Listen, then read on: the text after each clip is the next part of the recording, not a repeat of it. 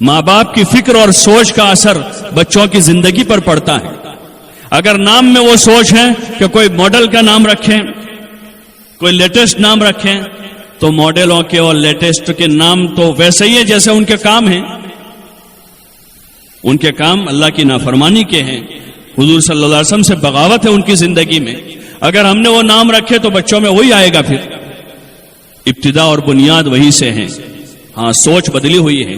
ایک زمانہ تھا ہمارے یہاں کہ ہمارے یہاں عموماً لڑکوں کے ناموں میں اسماعیل, ابراہیم, موسیٰ, یوسف, یعقوب نبیوں کے نام ہوتے تھے, انبیاء کے نام ہوتے تھے. اکثر پرانے نام ابھی بھی وہی ہیں. پھر صحابہ کی سیرت پڑھی گئی گھروں میں, مسجدوں میں, تو انبیاء کے ساتھ صحابہ کے نام وجود میں آئے. صحابہ رضی اللہ عنہم کے نام عمر, عثمان, علی, زبیر, طلحہ, اس نوعیت کے نام آئے, اور ابھی وہ نام ہے معاشرے میں. لیکن اب نئے نام جو معلوم ہوتے ہیں, بچوں سے پوچھتے ہیں تو ایسے نام ہوتے ہیں جن کا کوئی معنی ہی نہیں ہے. لیٹسٹ نام ہے, واٹس ایپ سے اور فیس بک سے آئے ہوئے نام ہیں, اور سوشل میڈیا کے راستے سے آئے ہوئے نام ہیں, انٹرنیٹ سے نکالے ہوئے نام ہیں. تو جب وہ اس لائن کے نام ہیں تو ان بچوں میں وہی صفتیں پیدا ہوگی. حدیث میں تعلیم ہے کہ بچے کا اچھا نام رکھیں. اس لیے حضور پاک صلی اللہ علیہ وسلم نے بعض صحابہ کے نام بدلے. جاہلیت کے جو نام تھے, اسلام قبول کرنے کے بعد حضور صلی اللہ علیہ وسلم نے ان کے نام بدلے. کہ نام کا بھی اثر ہوتا ہے, نام کا اثر ہوتا ہے. دیکھا دیکھی نہ کریں, دیکھا دیکھی نہ کریں, نام کا بڑا اثر ہوتا ہے. اچھے نام رکھیں. اگر وہ ٹھیک ہے خاندان میں 5 ابراہیم ہے, اگر ہم چھٹا ابراہیم رکھ لیں گے تو کیا ہوگا؟ لوگ اگر کوئی نام دیتے ہیں علماء 4-5 نام ان کو کہ بھئی یہ اسماعیل, ابراہیم, موسیٰ, عیسیٰ, فلاں فلاں, تو کہتے ہیں وہ ہمارے چچا زاد بھائی کا نام بھی عیسیٰ ہے, وہ ہمارے ماموں زاد بھائی کا نام ابراہیم ہے. وہ نہ رکھنے کا ایک بہانہ ہوتا ہے. کوئی نیا نام دو, کوئی نیا نام دو. اور نیا نام کیوں مانگ رہے ہیں؟ کہ فکر کچھ بدلی ہوئی ہے. بچے کو نیک بنانے کی نیت نہیں ہے, بچے کو دیندار بنانے کی نیت نہیں ہے, بچے کو مسلمان بنانے کی نیت نہیں ہے, کوئی اور نیت ہے. یہیں سے ابتدا ہوتی ہے, یہیں سے شروعات ہو رہی ہماری.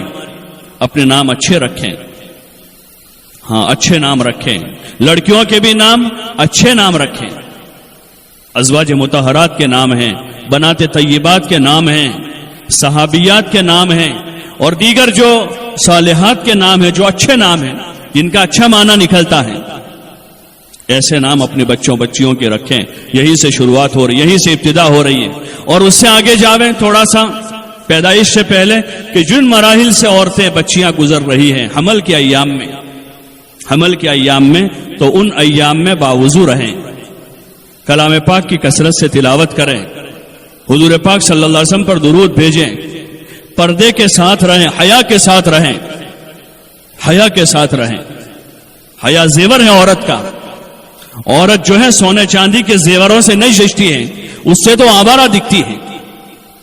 زیور پہن کر باہر نکل رہی ہے تو کیا یہ کوئی کمال کی چیز ہے؟ یہ تو آوارہ عورتوں کا طریقہ ہے, یہ تو اللہ کی نافرمان بندیوں کا طریقہ ہے. یہ اللہ کی فرما بردار اور بندیوں کا راستہ نہیں. حیا کے ساتھ رہیں, اپنے گھر میں رہیں, پردے کے ساتھ رہیں, تاکہ پیٹ میں جو بچہ ہے اس پر اچھے اثرات منتقل ہوں. ماں کے اثرات بچوں میں جاتے ہیں, اچھے اثرات ہوں. ان ایام میں زیادہ زیادہ پردہ کریں کہ پیٹ میں حمل ہیں, اس بچے پر برے اثرات ہوں گے. سنگیت سننے سے بچیں, زیادہ قرآن پڑھیں, قرآن کی تلاوت کثرت سے کریں, درود شریف پڑھیں, اللہ کا ذکر کریں, گھر کے ماحول میں رہیں. اور مجبوری کے درجے میں کسی مرد ڈاکٹر کے پاس جانے کی عورت کو اتنی گنجائش ہے جتنی ضرورت ہوتی ہے, چاہے سر میں درد ہو کہ پیٹ میں درد ہو. مرد ڈاکٹر کے پاس عورت کو جانے کی شریعت نے اتنی اجازت دی ہے کہ بہت مجبوری ہے, کوئی عورت ڈاکٹر نہیں ہے, کوئی لیڈی ڈاکٹر نہیں ہے, تو مرد کے پاس وہ جا سکتی ہے اور بقدر ضرورت اس سے بات کر سکتی ہے. بقدر ضرورت اپنا جسم کا کوئی حصہ اگر اس کو دکھانے کی ضرورت ہے تو اس کو وہ دکھا سکتی ہے. باقی بلا ضرورت بلا وجہ مرد اور پھر غیر مسلموں کے پاس ان ایام میں ہماری اتنی سالہ تاریخ میں ہماری قوم کی عورتیں ڈاکٹروں کے پاس نہیں جاتی تھی. اکثر محلوں میں دایاں تھی, انہی کے ذریعے سے ولادت ہو جاتی تھی, انہی کے ذریعے سے ہوتی تھی. مجھے خوب یاد ہے ہماری دادی یہ اس کا کام کرتی تھی, تو سارے جہاں جاتی تھی وہاں اکثر ولادت ہو ہی جاتی تھی, اکثر ہو جاتی تھی. اور ابھی تک اللہ کا فضل ہے کہ ہمارے یہاں گھر میں ہم 10 بھائی بہن ہیں, ہم بھائی بہنوں کے جتنے بچے ہیں تقریباً سارے کو سب کی ولادت گھر میں ہوئی ابھی تک بھی. وہ تو ایک ذہنی مرض ہے, ایک ذہنی بیماری ہے. یہ اللہ پاک نے سارا ایک نظام بنایا ہے.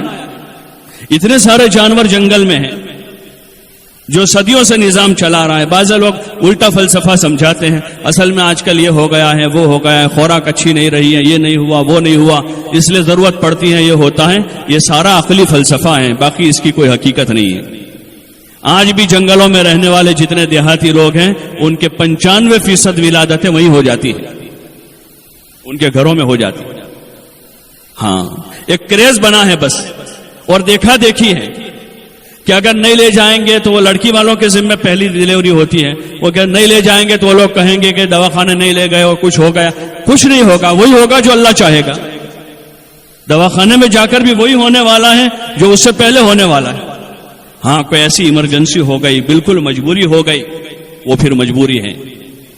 باقی خواہ کا یہ رواج نہ بناویں, بلکہ اپنے گھر میں ایسی جو ماہر عورتیں ہیں ان عورتوں سے صلاح مشورہ کر لیں, ان سے صلاح مشورہ کریں. اللہ نے نظام بنایا ہے جو اللہ اپنی قدرت سے ایک ناپاک نطفے کو ماں کے رحم میں ٹھہرا کر ایک بچے کو وجود دے کر 4 مہینے کے بعد اس بچے میں جان پڑ جاتی ہے.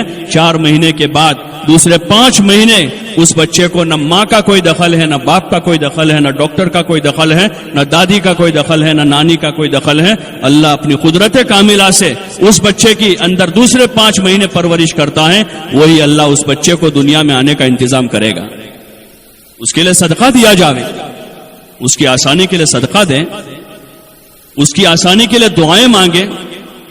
یہ کام تو اللہ کا ہے, اللہ کو اسے دنیا میں لانا ہے, یہ اللہ کا کام ہے. اللہ نے اپنے ذمہ لیا ہے, اس کو پیدا کرنا اللہ کے ذمہ ہے. لیکن چونکہ پہلے مہینے سے ہی وہاں کے چکر شروع ہو جاتے ہیں, اور وہاں ایک وہ ماحول ہے جس ماحول میں ایسا ذہن تیار کیا جاتا ہے کہ ذہنی اعتبار سے ایک بچی کو اپنے آپ ڈیلیوری کرنے سے اس کو روک دیا جاتا ہے, اس کا ذہن ایسا بنا دیا جاتا ہے. اور یہ میں نہیں کہہ رہا ہوں بلکہ ہمارے مسلمان بعض دیندار ڈاکٹر جو ہائی کوالیفائڈ ہے, بہت زیادہ پڑھے لکھے, وہ یہ کہہ رہے ہیں, جو اس لائن کے ماہرین ہیں, یہیں سے ابتدا ہوتی ہے.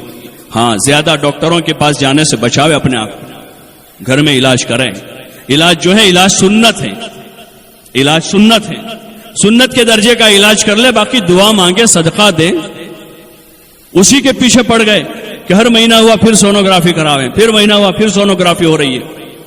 وہ تو اللہ کا, اس اندر کا نظام تو اللہ نے بنایا ہے. ابھی ہم مکلف ہی نہیں کہ ہم اندر دیکھیں کہ کیا ہو رہا ہے, وہ تو اس کا کام ہے.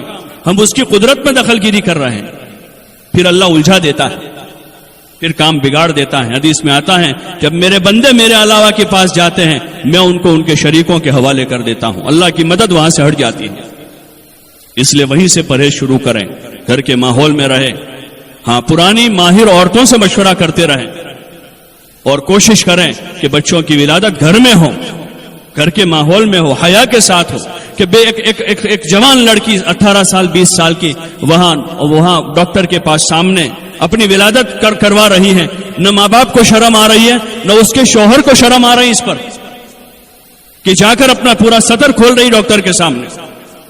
کتنی شرم کی چیز ہے, یعنی حیا مر چکی ہے, حیا کا جنازہ نکلا ہوا ہے.